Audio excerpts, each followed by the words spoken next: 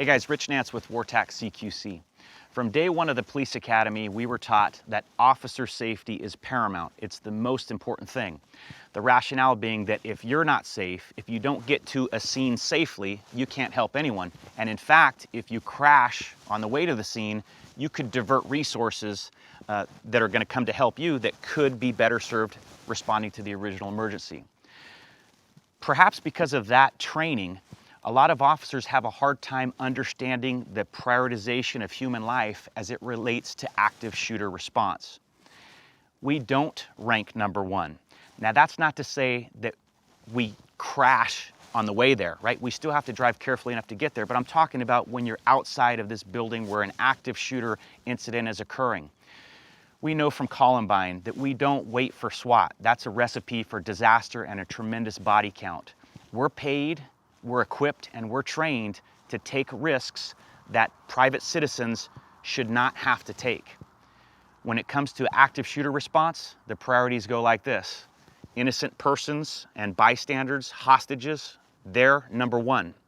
Number two, our police officers. We only rank higher than the suspect. So that means we are going to take risks. They're calculated risks. We mitigate the risk by using good tactics, by being aggressive, and by having a plan, by being well equipped and being familiar with our equipment. But some people have a hard time wrapping their head around it.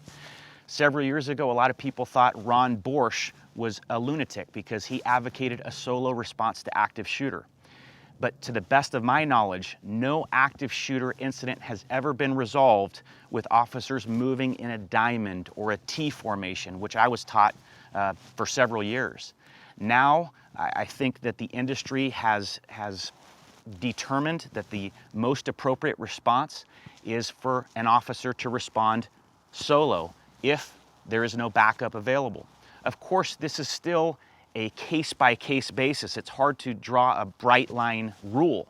If my cover is 30 seconds away, maybe it does make more sense to wait that 30 seconds to have a better chance, twice as good of a chance, at neutralizing the suspect or suspects who are in there actively trying to kill people. That being said, are you going to wait 5 minutes? Probably not.